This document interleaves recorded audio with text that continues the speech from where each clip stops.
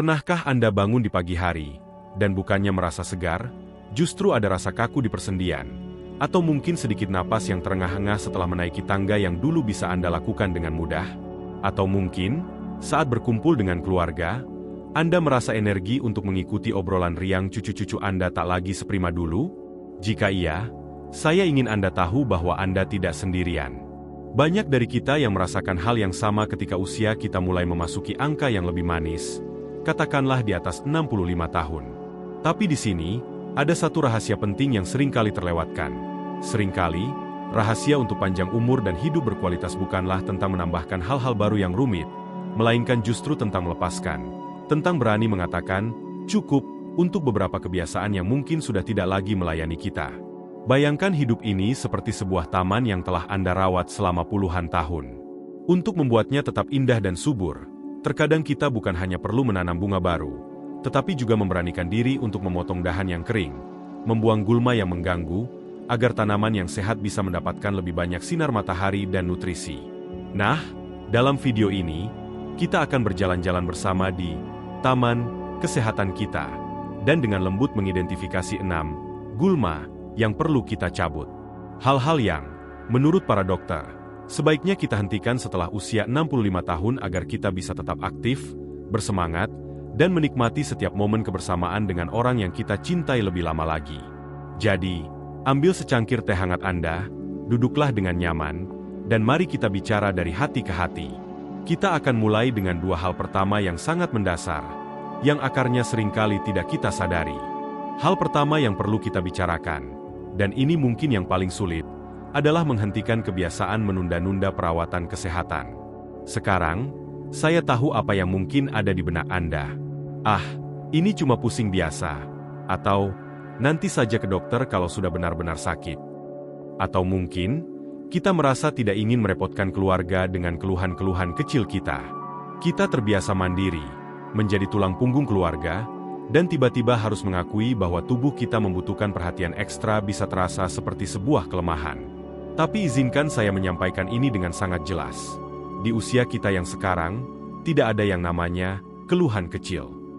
Tubuh kita berbicara dalam bahasanya sendiri, dan setiap sinyal yang ia kirimkan, entah itu nyeri sendi yang persisten, perubahan pola tidur, atau rasa lelah yang tidak biasa, adalah sebuah pesan. Mengabaikan pesan itu sama seperti mengabaikan lampu peringatan di dashboard mobil kita. Kita bisa terus melaju, tapi suatu saat, kerusakan yang terjadi bisa jauh lebih besar dan lebih sulit untuk diperbaiki. Seorang dokter spesialis geriatri pernah bercerita kepada saya tentang seorang pasien, sebut saja Pak Budi, usia 72 tahun. Dia merasa kakinya sering bengkak, tapi karena tidak sakit, dia biarkan saja. Dia pikir itu hal biasa karena tua. Ternyata, setelah didorong oleh anaknya untuk memeriksakan diri, diketahui bahwa itu adalah gejala dari masalah jantung yang bisa ditangani dengan obat yang sederhana jika terdeteksi sejak dini. Tindakan Pak Budi yang akhirnya memeriksakan diri itu bukanlah tanda kelemahan. Justru itu adalah bentuk kekuatan dan kecintaan pada diri sendiri dan keluarganya. Jadi, mari kita berjanji pada diri sendiri untuk tidak menunda-nunda. Jadwalkan pemeriksaan rutin, dengarkan tubuh Anda, dan jangan ragu untuk meminta bantuan. Itu bukan merepotkan. Itu adalah investasi untuk hari esok yang lebih cerah. Nah, setelah kita sepakat untuk lebih memperhatikan sinyal dari dalam, mari kita bicara tentang sesuatu yang berasal dari luar, yaitu kebiasaan mengisolasi diri secara sosial. Ada perbedaan yang besar antara menikmati kesendirian yang damai dengan merasa kesepian. Banyak dari kita, setelah pensiun, atau setelah anak-anak telah berkeluarga, merasa lingkaran pertemanan kita menyusut. Teman-teman lama mungkin sudah berpindah kota, atau bahkan telah meninggalkan kita. Dan tanpa disadari, kita mulai menghabiskan lebih banyak waktu sendirian di rumah. Tahukah Anda, para dokter sekarang mulai menganggap kesepian kronis sama berbahayanya dengan merokok 15 batang sehari? Itu bukan sekadar perumpamaan. Kesepian dapat memicu stres kronis, meningkatkan tekanan darah, melemahkan sistem kekebalan tubuh, dan bahkan dikaitkan dengan peningkatan risiko demensia. Jiwa kita butuh hubungan, butuh percakapan, butuh tawa bersama. Ini bukan tentang menjadi orang yang paling populer. Ini tentang memiliki sedikit saja hubungan yang bermakna. Ingatkah dengan rasa senang yang Anda rasakan saat bertemu dengan teman lama untuk sekadar minum kopi dan mengobrol tentang kenangan masa muda? Atau sukacita saat Anda bercerita dengan cucu Anda? Meski Anda tidak sepenuhnya mengerti permainan video yang dia bicarakan, itu adalah vitamin bagi jiwa. Jadi, bagaimana kita melawan ini? Mulailah dengan langkah-langkah kecil. Telepon seorang teman yang sudah lama tidak Anda hubungi. Anda akan terkejut betapa senangnya mereka mendengar suara Anda. Ikuti kelas senam lansia atau komunitas membaca di perpustakaan daerah. Atau, jika mobilitas terbatas, teknologi sekarang bisa menjadi sahabat. Belajarlah untuk melakukan panggilan video dengan keluarga. Awalnya mungkin canggung, tapi percayalah, melihat senyum dan wajah orang yang kita cintai memiliki kekuatan penyembuh yang luar biasa. Atau, yang paling sederhana, luangkan waktu untuk duduk di taman dekat rumah. Sapa tetangga yang lewat dengan senyuman. Koneksi-koneksi kecil ini adalah benang-benang yang menenun jaring pengaman untuk kesehatan mental dan emosional kita. Dan berbicara tentang langkah-langkah kecil, ini membawa kita dengan sangat mulus pada hal ketiga yang ingin kita bahas, yaitu pola pikir, serba atau tidak sama sekali, dalam hal olahraga. Ini adalah jebakan klasik yang sering kita alami. Kita berpikir, dulu saya bisa lari 5 km, sekarang untuk jalan ke ujung jalan saja sudah ngos-ngosan, jadi untuk apa berolahraga? Atau, karena saya tidak bisa pergi ke gym selama 1 jam seperti dulu, lebih baik saya tidak usah melakukannya sama sekali. Pola pikir inilah yang justru perlu kita hentikan. Di usia kita, konsistensi jauh lebih penting daripada intensitas. Tubuh kita tidak lagi membutuhkan latihan yang keras dan berisiko cedera, tetapi ia sangat merindukan gerakan yang teratur dan lembut. Seorang dokter ortopedi kerap kali menangani pasien lansia yang cedera karena memaksakan diri melakukan olahraga high impact seperti di masa mudanya. Yang diperlukan sebenarnya adalah kebalikannya. Bayangkan ini, bukan tentang lari maraton, tapi tentang berjalan kaki santai di pagi hari selama 15 menit. Bukan tentang angkat beban berat, tapi tentang gerakan peregangan ringan sambil menonton televisi. Setiap langkah, setiap peregangan, setiap napas dalam yang Anda lakukan dengan sengaja, itu semua adalah kemenangan. Intinya adalah menjaga tubuh kita tetap terlapisi, agar sendi-sendi tidak kaku, otot tidak mengecil, dan sirkulasi darah tetap lancar. Aktivitas sederhana seperti berkebun, membereskan rumah, atau berjalan-jalan di mal juga sudah termasuk. Jadi, lepaskan standar masa muda Anda. Dengarkan tubuh Anda hari ini. Apa yang bisa dilakukannya dengan nyaman? Mulailah dari sana, dan lakukan dengan konsisten. Anda akan merasakan perbedaannya, energi yang perlahan kembali, dan rasa kaku yang berkurang. Nah, kita sudah membahas 3 hal penting bersama. Berhenti menunda perawatan kesehatan, berhenti mengisolasi diri, dan berhenti berpikir, serba atau tidak sama sekali, dalam berolahraga. 3 hal ini adalah fondasinya. Dan setelah fondasi ini kuat, kita akan melanjutkan perjalanan kita dengan membahas beberapa kebiasaan lain yang lebih spesifik, yang berkaitan dengan apa yang kita masukkan ke dalam tubuh dan bagaimana kita mengisi pikiran kita. Dan saya tahu, setelah mendengarkan 3 hal tadi, mungkin ada bisikan kecil di benak Anda. Tapi ini sudah menjadi kebiasaan bertahun-tahun. Atau, aku tidak yakin bisa mengubahnya. Itu wajar sekali. Perubahan, sekecil apapun, selalu terasa seperti mendaki bukit pada awalnya. Tapi izinkan saya memberitahu sebuah rahasia. Gunung yang paling tinggi pun didaki selangkah demi selangkah. Dan 3 langkah pertama yang sudah kita bicarakan tadi, untuk lebih memperhatikan tubuh, membuka diri pada pertemanan, dan bergerak dengan lembut, adalah langkah yang paling kokoh untuk memulai pendakian kita menuju hidup yang lebih panjang dan bermakna. Sekarang, mari kita berjalan sedikit lebih jauh. Kita akan membahas 2 hal berikutnya yang sangat erat kaitannya dengan apa yang kita berikan kepada tubuh kita sebagai bahan bakar. Karena setelah usia 65, tubuh kita ibarat mesin yang elegan dan berharga. Ia tidak lagi membutuhkan sembarang bahan bakar, tetapi memerlukan yang terbaik, yang paling murni, agar dapat terus berjalan dengan mulus. Yang keempat, dan ini seringkali tanpa kita sadari, adalah kebiasaan menganggap haus sebagai dehidrasi. Berapa sering dari kita yang seharian hampir tidak minum, dan baru teringat saat kerongkongan terasa kering? Atau berpikir bahwa minum teh atau kopi sepanjang hari sudah cukup? Di usia kita, Mekanisme rasa haus di tubuh tidak lagi seandal dulu. Seringkali, saat kita akhirnya merasa haus, itu artinya tubuh kita sudah berada dalam kondisi dehidrasi ringan yang sudah berlangsung cukup lama. Dan dampaknya, wah, jangan dianggap sepele. Dehidrasi ringan yang kronis bisa menyebabkan kita merasa lelah, pusing, sulit berkonsentrasi, bahkan bisa mempengaruhi tekanan darah dan fungsi ginjal. Ini seperti tanaman yang layu perlahan-lahan karena kekurangan air. Ia tidak langsung mati, tetapi ia kehilangan keceriaan dan kekuatannya. Seorang dokter penyakit dalam bercerita, banyak pasien lansianya yang mengeluh pusing dan lemas, dan setelah ditelusuri, penyebabnya seringkala sederhana. Mereka kurang minum air putih. Bukan obat yang mahal yang mereka butuhkan, tetapi sebuah botol air dan pengingat untuk meminumnya secara teratur. Jadi, apa yang bisa kita lakukan? Jadikan minum air putih sebagai ritual yang menyenangkan. Sediakan sebotol air atau segelas cantik di dekat Anda sepanjang hari. Minumlah seteguk setiap kali Anda melihatnya. Minum segelas penuh setelah bangun tidur, dan sebelum mandi. Minum sebelum Anda merasa haus. Jika air putih terasa membosankan, coba beri irisan lemon, jeruk nipis, atau potongan mentimun untuk memberi rasa segar alami. Tubuh Anda yang terhidrasi dengan baik akan membayar Anda dengan energi yang lebih stabil, kulit yang lebih segar, dan pikiran yang lebih jernih. Nah, berbicara tentang bahan bakar, ini membawa kita langsung pada hal kelima yang sangat krusial. Kebiasaan makan dalam porsi besar dan berat, terutama di malam hari. Metabolisme tubuh kita tidak lagi secepat ketika kita berusia 20 atau 30 tahun. Apa yang dulu bisa kita makan dalam porsi besar dan terbakar, begitu saja. Sekarang cenderung menumpuk lebih mudah sebagai lemak, dan yang lebih penting, memberi beban kerja yang berat pada sistem pencernaan kita. Bayangkan mesin mobil tadi.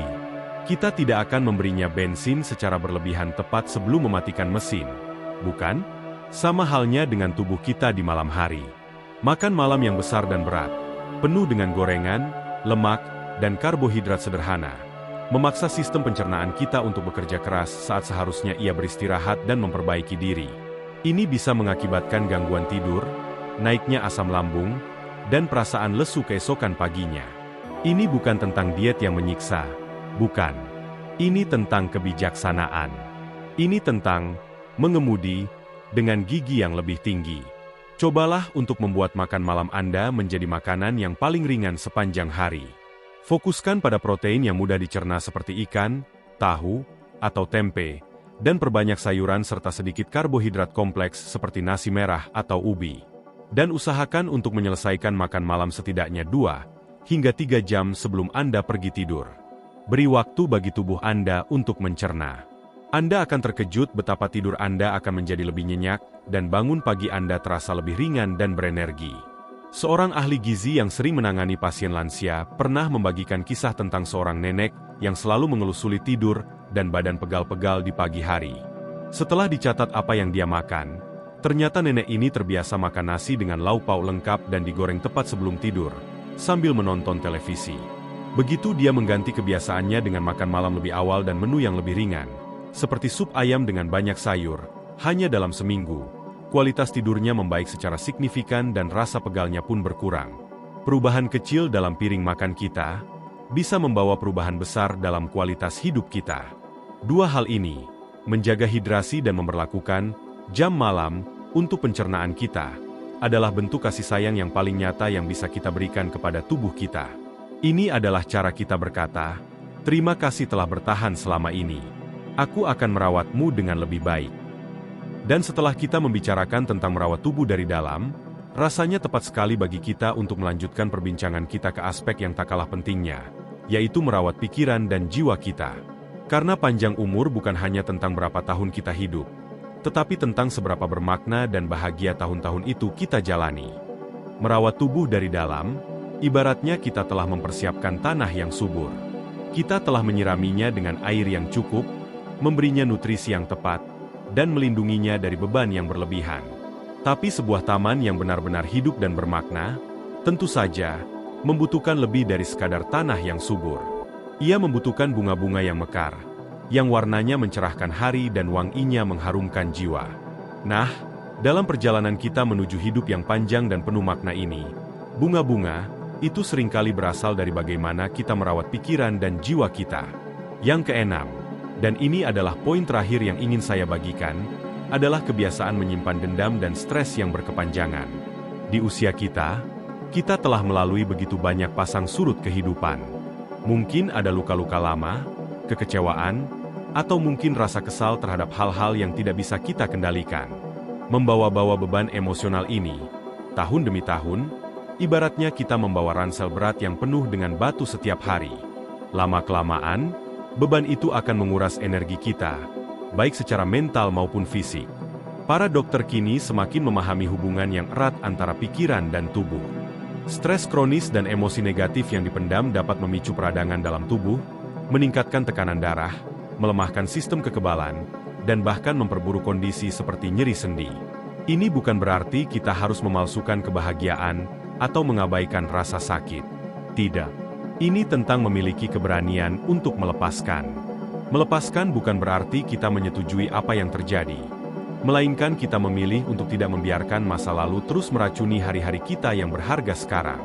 Seorang teman dokter bercerita tentang seorang pasiennya, sebut saja Ibu Sari, yang selalu merasa tegang dan tekanan darahnya sulit dikendalikan. Setelah berbincang panjang, ternyata Ibu Sari masih menyimpan rasa sakit hati terhadap seorang saudara mengenai warisan bertahun-tahun yang lalu. Mereka sudah tidak berbicara sejak saat itu. Dokter itu tidak memberinya obat tambahan, tetapi menyarankannya untuk menulis surat yang tidak perlu dikirim, yang berisi segala unek-uneknya. Ibu Sari melakukannya. Dia menangis saat menulisnya, tetapi setelah itu, dia mengaku seperti ada beban yang terlepas dari pundaknya. Dia memilih untuk menghentikan pergulatan itu di dalam hatinya. Beberapa minggu kemudian, tekanan darahnya menunjukkan perbaikan yang signifikan. Melepaskan adalah sebuah tindakan kesehatan yang sangat powerful. Lalu, bagaimana kita mulai melepaskan? Bicaralah pada seseorang yang Anda percayai, teman, anak, atau bahkan konselor. Tuliskan perasaan Anda dalam jurnal. Latihlah rasa syukur. Setiap pagi atau sebelum tidur, coba ingat 3 hal kecil yang Anda syukuri hari itu. Sinar matahari yang hangat, secangkir kopi yang nikmat, telepon dari cucu. Bersyukur mengalihkan fokus kita dari apa yang tidak kita miliki kepada apa yang kita miliki, dari kepahitan kepada keindahan. Dan di sini, kita telah sampai pada ujung perjalanan kita membahas 6 hal yang sebaiknya kita hentikan. Mari kita berhenti sejenak, menarik napas dalam-dalam, dan merenungkannya sekali lagi dengan lembut. Kita bicara tentang berhenti menunda-nunda perawatan kesehatan, berhenti mengisolasi diri, dan berhenti berpikir, serba atau tidak sama sekali, dalam berolahraga. Lalu, kita lanjutkan dengan berhenti mengabaikan tanda haus tubuh, berhenti makan besar di malam hari, dan yang terakhir, berhenti menyimpan dendam dan stres. Lihatlah, semua ini bukanlah aturan yang kaku dan menyiksa. Ini adalah 6 bentuk kasih sayang yang mendalam kepada diri sendiri. Ini adalah 6 pintu yang bisa kita buka menuju kehidupan yang tidak hanya lebih panjang, tetapi juga lebih ringan, lebih sehat, dan lebih bahagia. Setiap berhenti yang kita lakukan, sesungguhnya adalah sebuah mulai yang baru. Mulai untuk mendengarkan tubuh, mulai untuk terhubung, mulai untuk bergerak dengan bijak, mulai untuk menghidrasi dengan baik, mulai untuk makan dengan penuh kesadaran, dan mulai untuk melepaskan beban yang tidak perlu. Perubahan kecil, yang dilakukan dengan konsisten, akan membawa dampak yang besar. Anda tidak harus mengubah semua ini dalam semalam. Pilih satu yang paling terasa bagi Anda, dan mulailah dari sana. Lakukan dengan penuh cinta, seperti Anda merawat seorang sahabat terbaik. Sekarang, saya sangat ingin mendengar dari Anda. Ceritakanlah di kolom komentar di bawah, mungkin satu hal kecil apa yang ingin Anda mulai atau hentikan setelah menonton video ini. Pengalaman Anda bisa menjadi inspirasi yang luar biasa bagi orang lain. Jangan lupa, Anda tidak sendirian dalam perjalanan ini. Jika Anda merasa video ini bermanfaat, jangan lupa untuk tekan tombol sukai dan subscribe ke channel ini. Dengan begitu, Anda tidak akan ketinggalan tips-tips sederhana lainnya untuk menjalani hidup terbaik di usia yang matang ini. Ingatlah, usia hanyalah angka. Semangat, kebahagiaan, dan makna hidup adalah pilihan yang kita buat setiap hari. Ini adalah babak baru dalam hidup Anda. Babak di mana Anda punya segala kebijaksanaan dan pengalaman untuk menjalaninya dengan cara yang paling memuaskan. Terima kasih telah meluangkan waktu yang berharga Anda hari ini. Dari saya, sampai jumpa di kesempatan berikutnya, dan nikmatilah hidup terbaik Anda, di usia berapapun.